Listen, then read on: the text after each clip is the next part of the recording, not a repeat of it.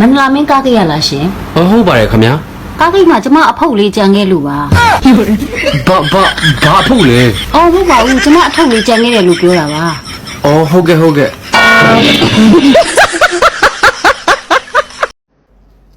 နောက်တစ်ခုကဘာလဲဆိုတော့ TikTok တွေပေါ်လာတော့ငုံရှိုးနေတဲ့အမှုပညာသွေးတွေကအုံကြွလာပြီးတော့မှ TikTok ပေါ်မှာကိုဟာကိုကင်မရာလေးထောင်ပြီးတော့မှရိုက်လိုက်တာနဲ့နေဟာခါရဲကိုဖြစ်သွားတဲ့ကိစ္စတွေဆိုတဲ့ခါကျတော့မီးခဲပြဖုံးနေတဲ့တေကန်နီးမိန်းမကြီးတွေထလာကြတယ်မီးခဲပြဖုံးတေကန်နီးမိန်းမကြီးတွေနော်ဆိုတော့ TikTok ပေါ်မှာပို့ဆိုးတယ်အဲ့မိန်းမ2ယောက်3ယောက်ဆို TikTok ပေါ်မှာတော်တော်ဆိုးတယ်ဟိုမိန်းမ1ယောက်ဆိုပို့ဆိုးတယ်ဟိုလေကားလက်ရန်ပေါ်မှာစောင်းထိုင်ပြီးတော့မှတစ်ချိန်လုံးထမင်းရင်ရှားနေနဲ့လဲရိုက်နှုတ်သီးတွေဖော်တခါတည်းရှားတွေတစ်ချိန်လုံးအဲ့လိုထုတ်ပြနေတဲ့မိန်းမ1ယောက်မရှက်ဘူးလားလည်းမသိဘူးသူတို့လူအဖြစ်တေကန်နီးနေပြီနောက်တစ်ခါစမိုင်းနာဒီ panties တွေနော်ဒီဆက်စမိုင်းတာတွေဝတ်ပြီးတော့မှ panties တွေနဲ့သူတို့ကိုသူတို့ဂေါ်တယ်ပေါ့တခါတည်းကိုအဲ့လိုမျိုးတွေနဲ့လှုပ်ပြီးတော့မှကတဲ့မိန်းမတွေနော်နောက်တစ်ခါတစ်ချိန်လုံးနိုးသီးနှလုံးကိုရမ်းပြီးတော့မှကပြနေတဲ့သူတွေကျမမေးချင်တာဘာတွေအကျိုးကျေးဇူးရလဲဘာတွေအကျိုးမြန်ရသွားလဲကောမန်ဒီမဖတ်ကြည့်ဘူးလားလူတယောက်ရဲ့ဂုံတိတ်ခါဟာ TikTok ပေါ်မှာတင်လိုက်တဲ့ဗီဒီယိုတစ်ခုပေါ်မှာရတဲ့ view ပေါ်မှာမူတည်နေတာလားကိုမိသားစုကိုဆွေမျိုးအတိုင်းဝိုင်းသားသမီးရှင်လဲသားသမီးနော်ညီကိုမောင်နှမမိဘအားမနာဘူးလားတရားတွေကိုဒီလိုတွေဖင်းနေရင်နေနဲ့ဒီလိုတွေဆက်စီတွေလောက်ပြတာကိုဘာအတွက်လဲအဲ့တော့ဆက်စီတွေလောက်ပြပြီးတော့မှ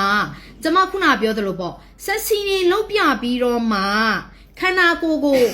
အတုံးပြုတ်ပြီးတော့မှငွေရှာလို့ရတဲ့ရုပ်စင်းအင်္ဂါနဲ့ခန္ဓာကိုယ်အချိုးအစစ်တွေဆိုလဲထားတော့ကြီးလိုက်တာနဲ့နေကိုလင်းစိတ်သားစိတ်ကုံမဲ့ပုံစံမျိုးတွေကအဲ့လိုတွေလုပ်နေတာမရှက်ဘူးလားလို့ဟမ်ကျမတို့လူမျိုးလှုပ်ဆိုရင်နေကျမအောင်လေ3000ပေးမယ်ဆိုလဲကျမမလုပ်ရဲဘူးဆိုရှယ်ပေါ်မှာတက်လို့ကျမတို့ကလေကျမတို့အလုတ်သဘောတဘာဝအရာကျမတို့ TikTok လေးတွေရိုက်ရတယ်ကြော်ညာအတွက်နော်ဒီ page တွေမှာဆိုင်တွေမှာယေဒနာဆိုင်တွေကနေပြီးတော့ကျမတို့ယေဒနာလှပလေးဝေထားတာလေးအတွက်ပြန်ပြီးတင်ဖို့အတွက်ယေဒနာလေးတွေကြော်ညာအတွက်ကျမတို့ TikTok လေးတွေရိုက်ရတယ်ဆိုရင်တောင်မှအဝိအစားလုံခြုံအောင်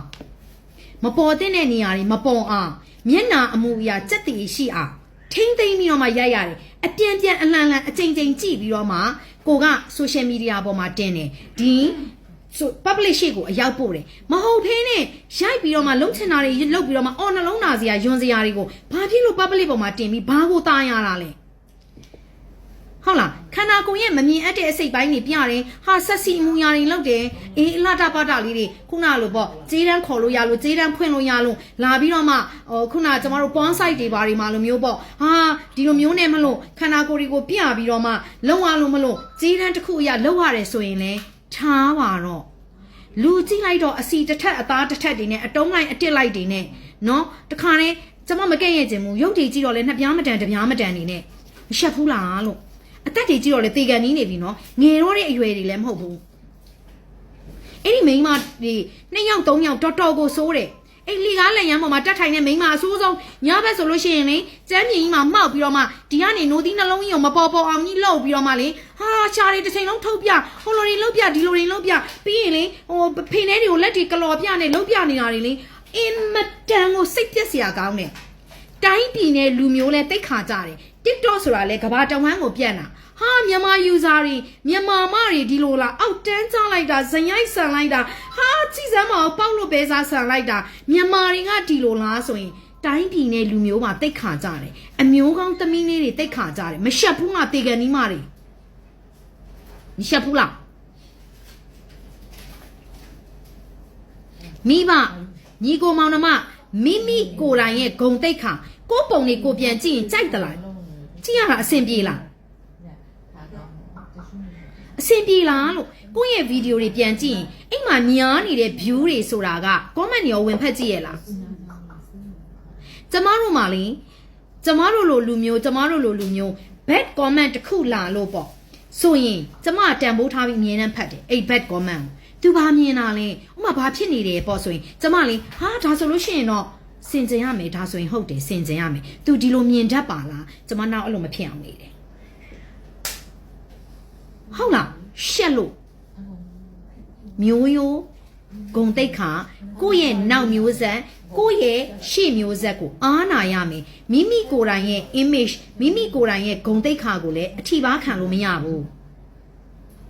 အဲ့တော့ဆော့ပါ TikTok ဆော့လို့ရပါတယ်ကျမတို့လည်းလုပ်ပါတယ်ကျမတို့ဆိုရင်ဒါအလုပ်သဘောအရာရောအဓိကတော့အလုပ်သဘောအရာပိုများပါတယ်เนาะဝါသနာပါလို့ဆိုတာတဲ့အလုပ်သဘောအရာပိုများပါတယ်ကိုကဒီအလုပ်နဲ့စီးပွားရှာနေတာဖြစ်တဲ့အတွက်ကြောင့်မလို့ကျမကတော့အလုပ်သဘောအရာတင်တာအလုပ်သဘောအရာမရှိဘူးဆိုကျမ TikTok ပေါ်မှာဘာမှကျမတင်လေးတင်တာမရှိဘူး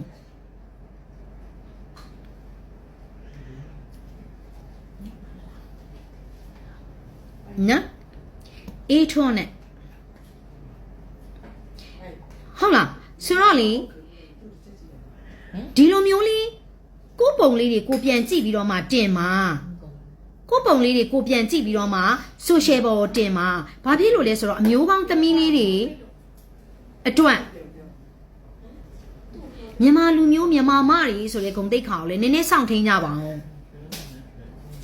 ဟုတ်လားမြန်မာလူမျိုးမြန်မာဂုံတိတ်ခါဆိုတဲ့ဟာကိုလည်းနည်းနည်းလေးစောင့်ထိန်ကြပါအောင်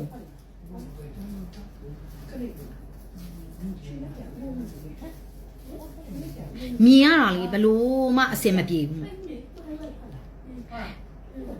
အဲ့တော့နောက်ဆိုလို့ရှိရင်အစိုးရဟိုတောင်မှလေဥပဒေတွေထုတ်ပြီးတော့မှအဲ့လိုဟာမျိုးတွေကိုအရေးယူခိုင်းရမယ့်ပုံဖြစ်နေပြီကျမတို့တွေကဆန္ဒပြုပွဲတွေလုပ်ရမယ့်ပုံဖြစ်နေပြီနော်မထော်မနှမ်းနေနဲ့ဆိုရှယ်ပေါ်မှာတင်တဲ့ကိုယ့်ရဲ့ပုံရိပ်ဟာဘယ်တော့မှမပြောက်သွားဘူးကိုကဖြတ်လိုက်တယ်ဆိုရင်လေသူများကဒေါင်းထားပြီးပြီဆိုလိုက်ဖြတ်လို့မရတော့ဘူးဒေါင်းကိုသိဖို့လိုတယ်ဟာကိုကတော့တင်မိလိုက်တယ်နော်တင်မိလိုက်တယ်ဟာမှားသွားတယ်ဖြတ်လိုက်မယ် edit လုပ်လိုက်မယ်ပြင်လိုက်မယ်စာမားသွားလို့ edit လုပ်လိုက်မယ်သူများ screenshot ယူသွားပြီဟုတ်တယ်နော်ဟာ post တင်လိုက်တာဒီ video file ကအဆင်မပြေလို့မလို့ဖြတ်လိုက်မယ်သူများ recording ယူသွားပြီဟာတင်ထားတဲ့ TikTok ဖြတ်ချလိုက်မယ်သူများဒေါင်းသွားပြီ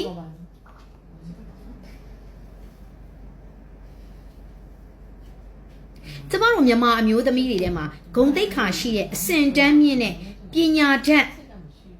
ပညာမတတ်ကိုချင်းတရားကောင်းတဲ့အမျိုးသမီးတွေအများကြီးရှိတယ်စွန်းစံနဲ့ကြွက်ချီရွန်ဒီလိုပေါက်လို့ပေးစားတွေကြောင့်မလို့ကျမတို့မြန်မာနိုင်ငံကအမျိုးသမီးတွေရဲ့ဂုံတိတ်ခါကြဆင်းရတာတော့ရင်းနာတယ်အဲ့တော့ကျမမေးချင်တာအမကြီးများနော်အဲ့တော့ TikTok ပေါ်မှာဖင်ပြနို့ပြရှာပြဆက်စီတွေလုံးပြနေတဲ့အမကြီးများကိုမေးချင်တာကလုတ်တဲ့ရည်ရွယ်ချက်ကဘာလဲဝါသနာပါလို့လုတ်တာလားအချိုးရှိအောင်လုပ်လေ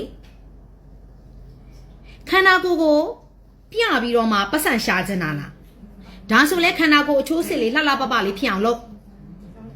နော်ရုပ်ရည်လေးကိုတစ်ခါတည်းကိုသူများခေါ်ပြီးတော့မှတုံးကျင်အောင်ပတ်စံပေးပြီးသူများသေပေးကျင်တဲ့စိတ်ဖြစ်အောင်လုပ်မဟုတ်ဖဲနဲ့ဆိုရင်တော့ကိုယ့်ရဲ့မမြင်သင့်မမြင်အပ်တဲ့အစီတစ်ထစ်အသားတစ်ထစ်တွေကို social ပေါ်တင်မနေနဲ့ရှက်စရာကောင်းတယ်ကြက်ပဲမပြေတာလား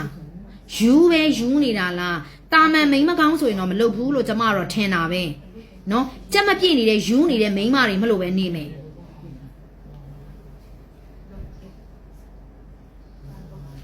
အဲ့တော့နောက်မျိုးဆက်တွေအတူယူလွဲမပါမယ် TikTok ပေါ်မှာလူတိုင်းဟာပညာတက်နေတာမဟုတ်ဘူးလူတိုင်းဟာဘဝတုဒ္ဒတွေမြင့်မားနေတာမဟုတ်ဘူးအတူယူလွဲမအောင်နေမလုပ်ပါနဲ့မိန်းကလေးတွေကအခုဆို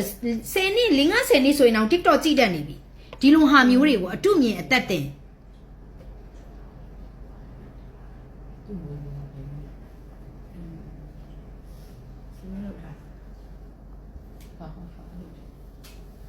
ကျမတော့လေအဲ့လိုဟာမျိုးတွေမြင်တိတ်ယွန်တာပဲတိတ်လည်းအထင်သေးတာပဲသိလားအော်မိန်းမတွေကြည်စမ်း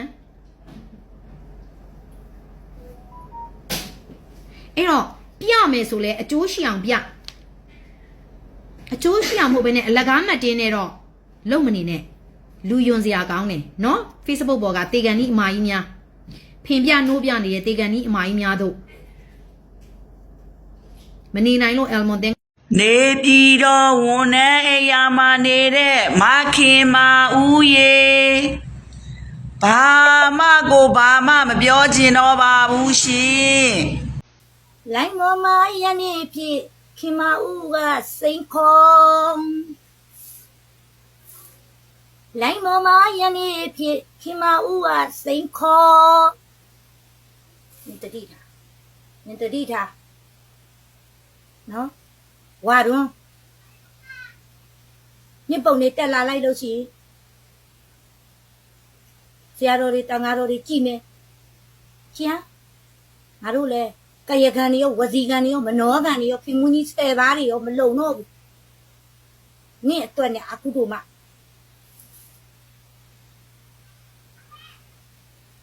လကားနေနဲ့ဒေါ်တွေကန်နေရတယ်ဆရာတော်တွေကြည့်မယ်ဘုန်းကြီးတန်ဃာတော်တွေကြည့်မယ်ကိုသားလေးအရွယ်လေးကြည့်မယ်ကိုဖေရွယ်တွေကြည့်မယ်ကိုဦးလေးအရွယ်တွေကြည့်မယ်ဒီလောက်ကြီးထိဖော်စရာလားလုံးစရာ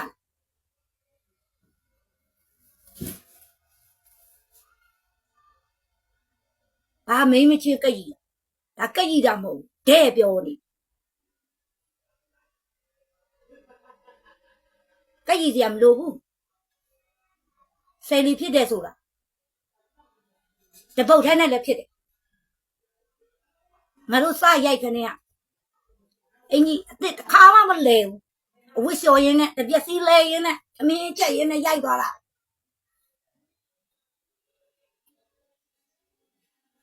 ပညာပေးလေးတွေသူများလေးတွေနားထောင်လို့ကောင်းတာလေးတွေဟောအမေတချင်းလေးတွေမိခင်ဆိုတာဘလို့လေးဆိုတာကိုယ့်ရဲ့ခံစားချက်ကလေးတွေတင်ပြပြီးရိုက်သွားတယ်ပညာပေးရိုက်တာတစ်တော့ဆိုတာတစ်တော့တိတ်ခါကြောက်လာမလုံးနဲ့နော်တစ်တော့တိတ်ခါကြောက်လာမလုံးနဲ့ခင်မဦးမခံဘူးလာမလုံးနဲ့ညဝရီတာနေတာညဝရီသူမဟုတ်ဘူးမန္တလေးမဟာမြတ်မုနိဖရာရဲ့တောင်မုတ်ကငါချက်ကိုမြုပ်ခဲ့စိန်ကြော်ခွေးမြင်းကြံမှာကြီးပြင်းတယ်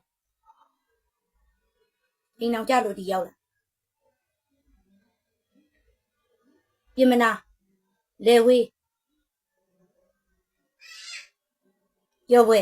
တစ်စက်သေးနေပြီလား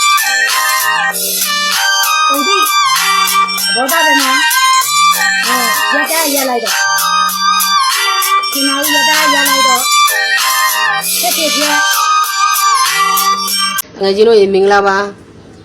ကျမချမ်းသာကြပါစေနေပြီးတော့ဇင်မာဦးဖဲမလို့တခါလေးပေါ်တင်ပြောတာနာမည်ပါတဲ့ပြောတာဘာလို့တချို့တော်ဝိုက်ဘာကိစ္စသူ့ငါတော်ဝိုက်ပြီးပြောစားစောက်ကြောင်းရှိတယ်ဟုတ်တယ်မလားနေ့ကိုတဲ့ကိုပြောတာဘာဖြစ်လို့ဆိုတော့လေတီတောမှာအကယ်ဒမီပေးပွဲလုပ်မယ်ဒီဘာလို့ဆိုမြန်မာနိုင်ငံရုပ်ရှင်အစည်းအဝေးအကယ်ဒမီပေးပွဲရှိတယ်မလားအခုဒီတီတောကနေအကယ်ဒမီပေးပွဲလုပ်မယ်အဲ့တော့မြန်မာနိုင်ငံမှာစောက်ချက်မရှိဆုံးအသက်အကြီးဆုံးနဲ့စောက်ချက်မရှိဆုံးစုကိုနေပြီးတော့ဇင်မာဦးကိုတယောက်တည်းကိုတီးတန့်ပေးမှာအဲ့ဒါကြင်ညာတာဘာလို့ဆိုတော့နေပြီးတော့ဇင်မာဦးကရရှိသွားပါတယ်လို့တစ်တော့ကနေစောက်ချက်မရှိဆုံးစုကိုအသက်အကြီးဆုံးနဲ့စောက်ချက်မရှိဆုံးစုကိုနေပြီးတော့ဇင်မာဦးကရရှိသွားတာအစုလက်ခံယူဖို့ရန်ကုန်ကြွခဲ့ပါရှင်းတယ်နော်သဘောပေါက်လားနော်အဲ့ဒါပဲဘာဖြစ်ဆိုတော့လေနေကတစ်တော့ကိုလေစဉ်းစားကြည့်တာလေနေအသက်ကငါတို့တက်တယ်ကြီးမှာပါနေကအသက်ကြီးပြီးတော့လေတော်တော်အချိန်မရှိတဲ့မိန်းမတဲ့လားနေကိုပေါ်တင်ဖဲ့တာနော်နေကိုပေါ်တင်ပြောတာဘာဖြစ်လို့လဲဆိုတော့ဒီနေကနေတစ်တော့ဆော့တယ်ငါတို့လည်းဆော့တာပဲငါတို့အသက်လည်းမနေငါတို့ကသိတယ်ငါတို့လည်းသိတယ်ငါတို့ကဒါမဲ့နေကနေတစ်တော့တပုတ်ကိုဆော့ပြီးနေနေကစာကိုပြန်မဖတ်တာလားကောမောင်နေကပြန်မဖတ်တာလားဟမ်ကြည့်ရတာလေနေကလေဟမ်နေကိုတူထရလေချစ်လို့လားနော်ချစ်စရာကောင်းတယ်ဘလို့ပြောတာလားဟမ်နေကိုချချင်တယ်အိုးရကောင်းလိုက်တာအဲ့ဒါမျိုးကိုနေကကြိုက်နေတာတော့မသိဘူးတိလားနေကလေဒါမှမဟုတ်နေကမြန်မာစာအုပ်ပဲလေတေချာမတက်တာလားစာမတက်လို့ပဲနေကမဖတ်တက်တာလားတိလားငါတော်တော်အံ့ဩတာဒီတာဘာဖြစ်ဆိုငါတို့ဆိုရှက်လို့ဘာဆိုနင်းတစ်တော်တက်လာရင်ငါတို့ကဘာဖြစ်လို့နေကိုလေ ဘာဖြစ်လို့လဲဆိုတော့မပတော့ဘူးငါတို့ကဘာဖြစ်လို့စိတ်အပန်းပြေရတယ်မန့်တွေကိုဖက်ပြီးတော့ငါတို့ကရီရတော့ဟာရန်သဘောကျတာနင်းအောက်ကမန့်တွေကိုရီတဲ့လူတာလေအရန်တော်တာအဲ့မြန်မာနိုင်ငံမှာမန့်ရီတဲ့ဖွေအရန်ရေးတတ်တယ်အရောက်ရေးတတ်တာတော်တယ်အဲ့ဆိုငါတို့ကလေသူတို့ရံငါတို့ပညာလေးသင်ရအောင်မသိလားဘာလို့ဆိုနင်းကလေတော့နင်းအသက်ရွယ်နေနင်းကလေစောက်ရှက်ပြရေချိုးတဲ့ရေချိုးခန်းထဲမှာနင်းကအဝတ်လျှော်လို့နှုတ်နှလုံးဖော်လေနင်းကရိုက်တယ်တဲ့ငါတို့တောင်လေတစ်တော့ကိုလေနားချင်နေပြီတိလားနင်းစောက်ခွက်ကိုကြည့်ပြီးငါတို့တော့တစ်တော့မစော့ချင်တော့ဘာဖြစ်လို့ဆိုနင်းကလေရှာလေးထုတ်တယ်ပြီးနင်းကလေအလကားနေနင်းကလေအဖုတ်ကိုလေပုတ်ပုတ်ပြတယ်တိတယ်နော်ပုံဘာဆိုငါယောက်ျားဆိုနင်းကိုလေမလုတော့ယွန်လို့ငါမိန်းမဖြစ်နေလို့နော်ငါသာယောက်ျားဆိုရင်နင်းကိုငါမလုဘူးယွန်လို့နင်းစောက်ခွက်ကိုရှင်းလားနင်းစောက်ခွက်ကိုယွန်လို့တိလားဒါပေမဲ့မြန်မာနိုင်ငံမှာလေသိတယ်မလားနှာဘူးနဲ့ဖာကောင်းတတိုက်ကအဲ့အောက်ကနေ post ကအောက်မှာအားပေးနေတာအဲ့ဖာကောင်းတွေကသိလားနင်းကိုလှုပ်ချင်နေတဲ့ဖာကောင်းတွေကပဲနင်းကိုအားပေးနေတာသိတယ်ချစ်လိုက်တာလှုပ်ချင်လိုက်တာဆိုပြီးတော့အဲ့တော့နင်းကဂုံယူဝင်ကြွားစားနေပြီးတော့နေနေတာဝင်တန်းလိုက်နင်းကဝင်တန်းတစ်ယောက်ယောက်နဲ့ပတ်သက်လို့နင်းဝင်တန်းလိုက်မှနေတာနင်းဝင်တန်းလိုက်မှကြည်ကြက်ရင်ဘူးကလည်းအံ့ဩတယ်နင်းတို့ကောင်းမောင်းနှင်ချမှာဝင်တန်းလိုက်ရနေရှင်းလားစောက်ရှက်မရှိခင်မဦးရေတော်ပါတော့နင့်ငါမပြောတော့ပါဘူးငါကြောက်ပါပြီနောက်မပြောတော့ပါဘူးနင့်ကိုနင့်ကနေတင်နေတာတွေဆက်တင်ပါငါနင့်ကိုပြောတာတွေလည်းမပြောတော့ပါဘူးလက်လျှော့လိုက်ပါပြီတို့အဲ့လိုပြောမှထင်နေတာလားတနာတယ်နော်ဒေါ်အယ်မွန်သင်းတို့ဒေါ်တတားတို့ငါကူညီတောင်းတာဒေါ်တတားပြောတဲ့ပို့တော့ငါမတွေ့သေးဘူးဒေါ်အယ်မွန်သင်းကနင့်ကိုပြောပြီနော် तू မအားဘူး तू မှာကိစ္စတွေအများကြီးပဲနင့်အကြောင်းကိုငါလိုမျိုးစီကပတ်ကုံဖွဲ့ပြောဖို့ तू မအားဘူး तू ပြောပြီဆိုတဲ့ရတယ်နိုင်ငံသည့်အနှံ့ရောက်အဲ့တဲ့ရှက်လို့လဲသေးတင်ပြီငါဒေါ်အယ်မွန်သင်းပြောပါဦးလို့မတကောင်းလို့ကိုတလိုက်လို့ तू မပြောရင်ခက်လေ तू လဲဆရာကြီး तू မြင်တယ်တွေ့တယ်အကုန်လုံးတော့အမွန်သွန်းပြောတာမြန်ငါတို့တွေပေချေပြီးအများကြီးပြောနာဟိုကမြန်နော် post grade တစ်ခုနဲ့မြန်နင်းကိုပြောချသွားတာငါသာဆိုရင်တော့အမွန်သွန်းပြောသလိုသာငါသာအပြောခံကြီးရှက်လို့လဲသေးပြီနောက်ပြီးပြောမှနော်ခလေးတွေကိုလိုက်ပြီးတော့ message ပေါက်တွေကလိုက်ဆဲတာတတိရှိလို့ရင် message ပေါက်ကမဆဲနဲ့ခလေးတွေမန်းနဲ့ comment ရဲ့အောက်မှာတန်းဆဲအဲ့ဒါမှအကောင့်ပြတ်သွားအောင်အဲ့လိုမဟုတ်ဘဲနဲ့ခလေးတွေရဲ့ message ပေါက်တွေဝင်ပြီးလိုက်ဆဲနေနင်ကဘလော့မနေ့ကပေါ်ပြောတဲ့ပို့တဲ့မှာငါနင်ကိုဖြေလျှော့ပြောတာငါစကားပြောရော့သွားတယ်ရော့တယ်မထင်နဲ့လျှော့မတွက်နဲ့လို့ပြောတဲ့စကားတစ်ခုကအရေးကြီးတယ်သိလားငါပြောတဲ့စကားတိုင်းကိုလျှော့မတွက်နဲ့ဆိုတဲ့စကားကိုနင်အဲ့ဒါခေါင်းထဲကိုထည့်ထားနင်ကအာပေတူကြီးပဲထပ်ပြီးပို့တွေကတက်လာတယ်ငါဘလော့ပြီးတော့မတက်နဲ့လေငါဘလော့ပြီးတခြားအကောင့်ကတက်လဲငါကြီးရောက်မှာပဲလေဒါဘလို့ဘလော့တာအဲ့တော့ဘလော့လို့မရပဲတခြားအကောင်လည်းသုံးနေတဲ့အတူတူဘာဖြစ်လို့ဘလော့တာနိုင်ငံနဲ့အဝမ်းနေရလဲဟိုကိုနေတဲ့ရက်ရွာလူတွေကတော့ကိုကြည့်မရပါဘူးဆိုတဲ့နောက်တော့တနိုင်ငံလုံးလည်းကြည့်မရဘူးဆင်ရင်တော့လေအဲ့ဒါနောက်မှတခါထပ်ပြီး post တွေတက်လာနင်း post ကိုငါတွဲတင်ပေးရမှာဒီကယူမဆိုင်ဘူးဒိုးတော့တို့ဘာလို့ဒိုးခိုင်းနေဒိုးရမှာနင်ဒိုးရမှာငါနေမုံလို့ပြောနေတာမဟုတ်ဘူးလို့ပြောပြီးသားနင်အဲ့မစင်မကျင်နဲ့အချက်တရားမဲ့တာတွေ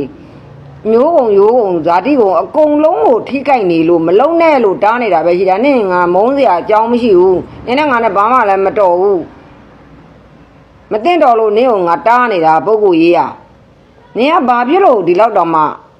မလေးအချက်တွေတအားကန်းကိုအသက်လဲ90ကျော်ပါပြီလို့ပြောနေတာကိုနင်ကတရားကိုမရနိုင်ဘူးနင်ပြောနေရတယ်ငါလည်းတရားမရဘူးဖြစ်နေပြီခမဦးရေတော်တော်ခက်နေပါလား